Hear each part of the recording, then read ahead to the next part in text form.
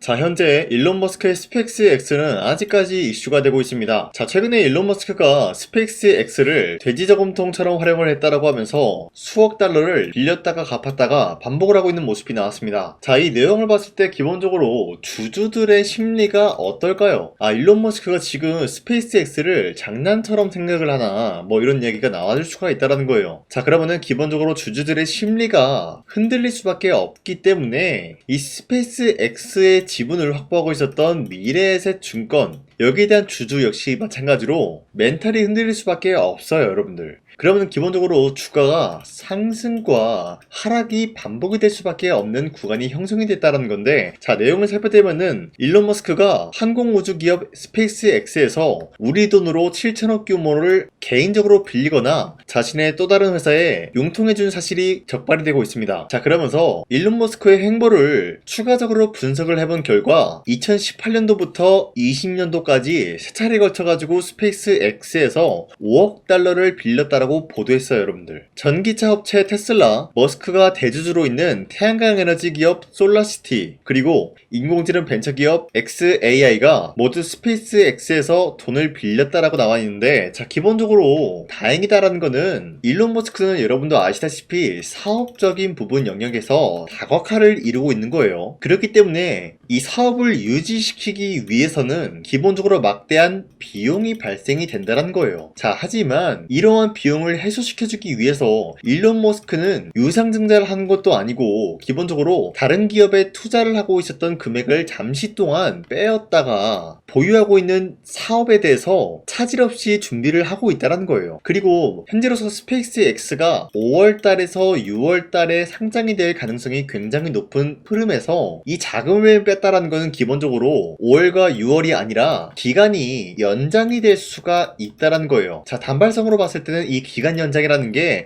악재로 다가올 수가 있겠지만 중장기적인 모멘텀으로 이어나갈 수가 있다는 거예요. 자, 그 말이 뭐냐? 기본적으로 스페이스X 날짜가 길어지면은 우리의 기대감이라는 게 더욱더 부여가 될 수밖에 없는 상황이라는 거죠. 자, 기본적으로 주가는 기대감을 먹고 자랐기 때문에 모멘텀이 길어지면 길어질수록 중장기 모멘텀으로 기대감이 부여가 되기 때문에 주가 상승에는 도움이 될 수밖에 없다라고 말씀드려요. 그리고 앞서 말씀드렸다시피 일론 머스크가 태양광 에너지 기업 솔라시티와 인공지능 벤처 기업 여기에 대한 투자로 인해서 결국에는 뭘 이룰 수가 있냐? 사업적인 영역에서 자금을 확보시킬 수가 있다는 거예요. 이러한 자금이 결국엔 어디로 가냐? 스페이스X로 들어가기 때문에 지금 같은 내용은 결국엔 악재가 아니라 일론 머스크의 사업이 차질 없이 준비 중에 있는 단계일 뿐이다 라고 말씀드리겠습니다. 자, 그리고 추가적으로 말씀드리자면 스페이스X는 5월과 6월달이 유력한 모습을 보여준다라고 말씀드렸지만 일론 머스크는 지금 흐름에 맞게 대처를 할 수가 있다는 거예요. 자, 지금 5월과 6월달 이 사이에서 만약에 스페이스X를 상장을 하고 항공우주 기업 여기에 대해서 본격적인 흐름을 만들어 나갈 때 만약에 지금 미국과 이란이 전쟁 중에 있는 모습인데 이란이 미국 측에 무차별적으로 공격을 하다가 만약에 스페이스X 이 관련된 기업이 폭격을 당하게 된다라고 할 경우에는 미국 측과 일론 머스크에게는 굉장히 큰 손실을 볼 수밖에 없다라는 거예요. 그렇기 때문에 지금 가장 우선순위를 둬야 되는 거는 미국과 이란 전쟁에 갈등을 해소시키는 게 먼저다라고 말씀드리는데 현재 트럼프는 AI 데이터 센터를 계속해서 증가시키고 싶어하는 모습이 나타나고 있어요. 그런데 이란은 미국의 AI 데이터 센터를 공격을 하겠다라는 이슈까지 나왔기 때문에 이를 빠르게 해소시켜주기 위해서 협상을 재개를 한다라는 소식이 나와주고 있으면서 트럼프는 이란이 내놓은 제안 여기에 대해서 지켜볼 것이다 라고 하면서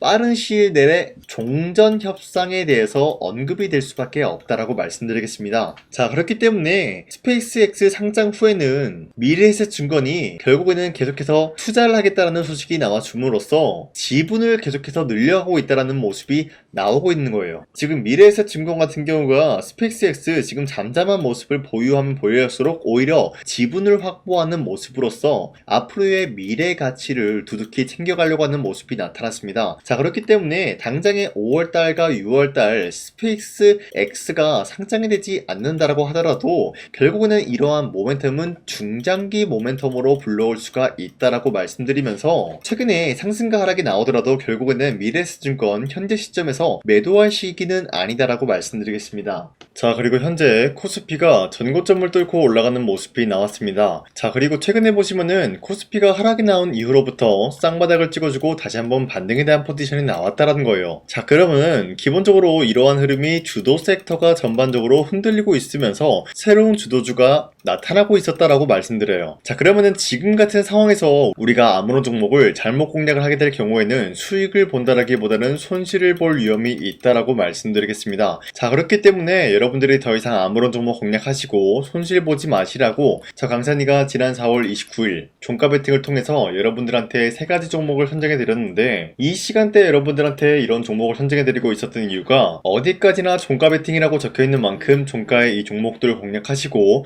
다음날 자율적으로 매도하라고 말씀드리고 있는 거예요. 자, 그로 인해서 첫 번째 대원전선 같은 경우는 현재로서 에너지 정책으로 인해서 전력망에 대한 슈퍼사이클이 형성이 되고 있고, 이러한 상황 속에서 구리값까지 상승이 되었기 때문에 강력하게 뭐가 올라가 줄까요? 매출적인 부분이 올라갈 수밖에 없는 흐름이 나타났기 때문에 기대감에 의한 매수세가 유입이 되었다는 거예요. 자, 그런데 이러한 흐름이 모든 전선주에 나타나고 있는 상황에서 산일전기 같은 경우는 블룸에너지양 503억에 대해서 수주권이 발생이 되었습니다. 자, 그로 인해서 매출적인 부분이 극대화될 수밖에 없었다라고 말씀드리겠고요. 마지막으로 대한전선 같은 경우도 대원전선과 같은 흐름이었기 때문에 매수세가 유입이 될 수밖에 없었다라고 말씀드리는데, 자, 이렇게 설명드리면 여러분들이 헷갈릴 수가 있기 때문에 첫 번째 대원전선 같은 경우는 저점 대비해서 지금까지 상승에 대한 추세가 나타나고 있으면서 지난 30일 보시면 윗꼬리가 달리면서 빠진 모습이지만 최대 26% 상승 나왔고요. 윗꼬리가 달리면서 빠진 모습으로 15% 정도 상승 마감이 되었기 때문에 지난 29일에 이 종목 공략하신 주주님들은 15%에서 26%에 대한 상승을 노려볼 수가 있었다라고 말씀드리겠습니다. 자, 그리고 두 번째 산일전기 역시 마찬가지로 저점 대비해서 지금까지 상승에 대한 추세가 나와주고 있으면서 30일 보시면 최대 25% 상승 나왔고요. 윗꼬리가 달리면서 빠진 모습으로서 17% 상승 마감이 되었기 때문에 이러한 상승세를 노려볼 수가 있었습니다. 자, 그리고 마지막으로 대한전선 같은 경우도 저점 대비해서 상승 추세가 유지가 되고 있으면서 윗꼬리가 달리면서 빠진 모습이지만 최대 16% 상승 나왔고요. 종가 약 10% 상승 마감이 되었기 때문에 10%에서 16%에 대한 상승을 노려볼 수가 있었습니다. 자, 어디까지나 이러한 종목을 하루에 3가지 종목씩 선정해 드리고 있기 때문에 여러분도 충분히 잡아갈 수가 있다라고 말씀드리는데, 자, 그래서 이러한 종목 선정을 어떻게 받아가냐, 화면에 나와 있듯이 제 영상 구독 버튼 한 번씩만 눌러주시길 바라겠고요.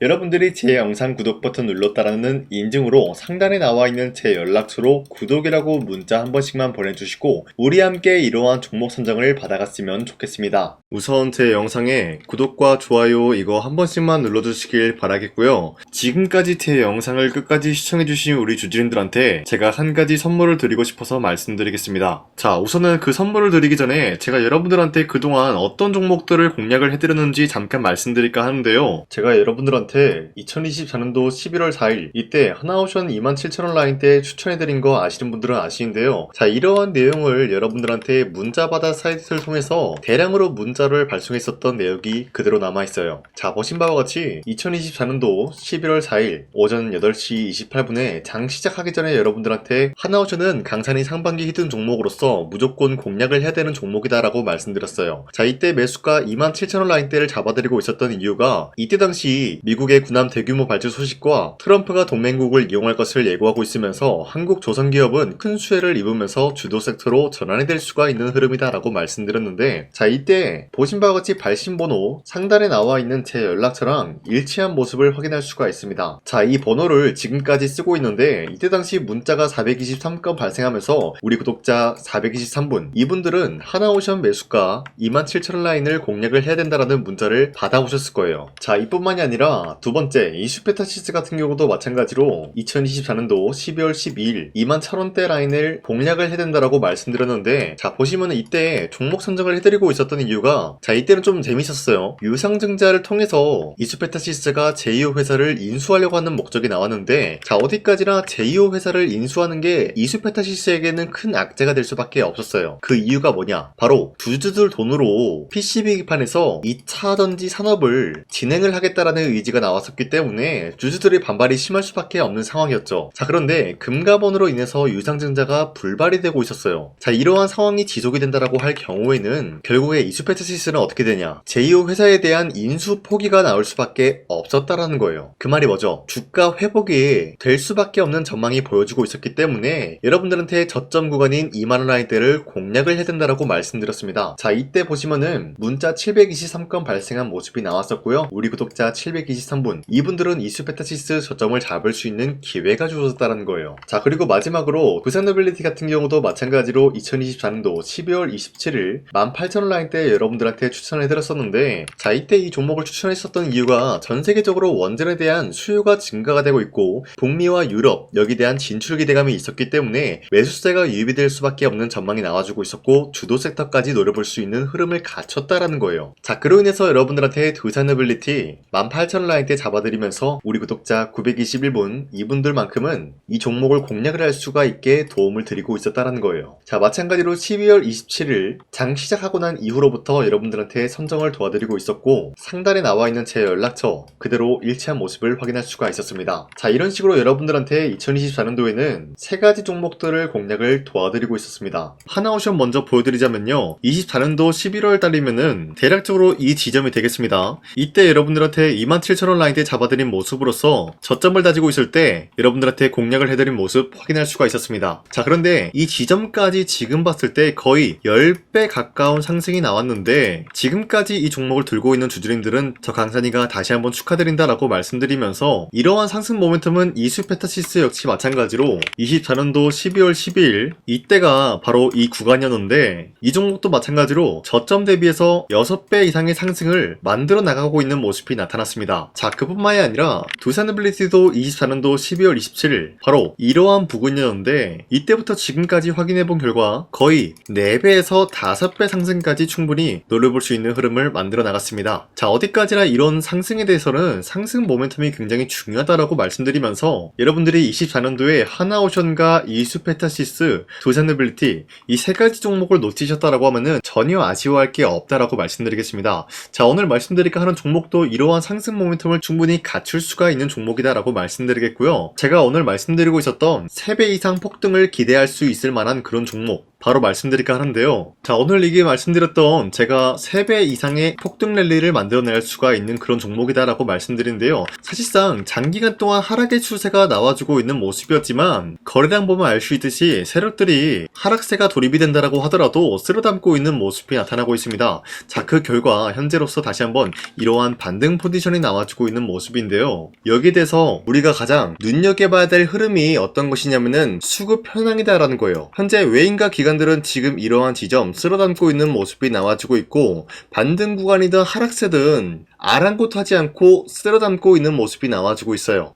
자, 어떻게 보면 이러한 구간이 매집 구간이다라고 말씀드릴 수가 있는데요. 이 종목이 어떤 종목인지 분석을 해본 결과 굉장히 충격적인 결과가 나왔다라는 거예요. 바로 현대차와 테슬라 같은 경우가 로봇 산업에 대해서 경쟁을 하는 구도가 나와주고 있습니다. 보신 바와 같이 현재로서는 현대차의 아틀라스 그리고 테슬라의 옵티머스 같은 경우가 각자의 기술성이 전 세계적으로 인정받고 있는 모습이 나와주고 있는데 테슬라는 어디까지나 로봇 섹터가 두 번째 기획이었죠. 자, 첫 번째는 기본적으로 전기차였고요. 두 번째는 로봇, 그리고 마지막으로 스페이스 항공 관련되어 가지고 단계별로 성장성이 뚜렷한 모습을 연출하고 있어요. 자, 그런데 이러한 상황 속에서 현대차가 로봇 관련되어서 기술력을 뽐내고 있다는 것은 테슬라가 이를 견제하기 위해서 어떤 것을 만들어낼 것이냐? 당연히 로봇에 대한 시장 선점을 위해 나서기 위해서 분주하게 움직일 수밖에 없는 상황이 나타난 거예요. 자, 그러면 기본적으로 어떤 일이 발생이 되냐? 로봇에 대한 수요는 증가가 될 수밖에 없는 상황이다라는 거예요. 자, 그러면은 로봇의 수요가 증가가 된다라는 거는 기본적으로 로봇에 들어가는 부품 같은 경우도 수요가 증가될 수밖에 없는 상황이 나타난 것이죠. 자, 그런데 로봇에는 액추에이터 등등 굉장히 많은 부품이 들어가는데 그러한 부품들 중에서 우리가 한 가지 종목을 선정을 한다라고 할 경우에는 막대한 상승세를 노려볼 수 있는 기회까지 주어진다는 거예요. 자, 그런데 이러한 로봇 산업에 들어가고 있는 메모리 기술이 바로 LPDDR5다라는 건데 이러한 기술력을 쉽게 말씀드려서 정보를 처리할 수 있는 능력을 갖추고 있는 것이 바로 LPDDR5다라는 거예요. 자, 앞서 말씀드렸다시피 로봇에 대한 수요가 증가가 된다라고 하면은 기본적으로 부품 같은 경우도 수요가 증가가 된다라고 말씀드렸는데, 현재로서 DDR5 같은 이런 메모리 카드가 수요가 폭증이 됨으로써 가격 또한 마찬가지로 폭증이 되고 있다는 거예요. 자, 실질적으로 8만원에서 10만원대 하던 메모리 카드 같은 경우도 현재로서는 수요 폭증에 따라서 40만원에서 50만원까지 가격적인 부분이 4배에서 5배나 상승이 되고 있는 모습이 나타나고 있다는 거예요. 자, 그러면은 사실상 메모리 관련된 종목을 지금 매수한다라고 할 경우에는 이미 고점에서 매수한 거나 다름없기 때문에 DDR 관련된 종목을 지금에서 공략하기는 굉장히 버겁다라는 거예요. 자, 하지만 로봇에 들어가는 것은 기본적으로 LPDDR5만 있는 게 아니라 2170 배터리도 대량으로 탑재가 될 수밖에 없다라는 거예요. 자, 그런데 지금 상황에서 우리가 2170 배터리 관련주를 잡기에는 너무나 많은 종목이 있다라는 거예요. 자, 하지만 그럼에도 불구하고 우리가 21700 배터리 관련주를 반드시 공략을 해야 되는 이유가 뭐냐면요, 바로 테슬라의 로봇 관련주는 지금 일론 머스크가 계획을 하고자 하는 방향성의 두 번째 섹터라는 거예요. 자, 그리고 앞서 말씀드렸다시피 일론 머스크의 마지막 계획은 바로 우주 스페이스, 우주항공 관련된 기술력을 보유를 하는 것이 목적이다라는 거죠. 자, 그런데 스페이스X에 투입이 되고 있는 것이 바로 21700 배터리이기 때문에 2170 배터리의 수요는 앞으로도 점차 증가가 될 수밖에 없는 상황이기 때문에 우리가 2026년도 반드시 잡아야 될 종목은 2170 배터리다라고 말씀드리겠습니다. 자, 그런데 기본적으로 2170 배터리 관련주를 아무 종목이나 공략을 하는 것이 아니라 국내 소부장 기업들 중에서 테슬라의 2170 배터리를 만들기 위해서 필수한 기술력을 납품을 해주는 기업이 있다는 거예요. 자, 그런데 이러한 기업의 성장성은 앞으로도 분명히 뚜렷할 수밖에 없는 게 앞서 말씀드렸다시피 전기차에도 들어가고 있고 로봇 섹터에도 들어갈 수밖에 없는 흐름 만들어냈다는 거예요. 자, 그뿐만이 아니라 스페이스라는 막대한 사업에도 투입이 될 수밖에 없는 흐름이다라고 말씀드린 만큼 우리가 국내 이 기업을 반드시 공략을 하게 될 경우에는 막대한 상승세를 노려볼 수가 있다라고 말씀드리겠습니다. 자, 이러한 구조가 있었기 때문에 여러분들한테 이렇게 말씀을 드리고 있는 것인데, 현재 이러한 구간에서는 외인과 기관들이 쓸어담고 있는 모습이 나와지고 있었고, 그동안 주가가 하락세가 돌입이 되더라도 계속해서 거래량이 발생이 되면서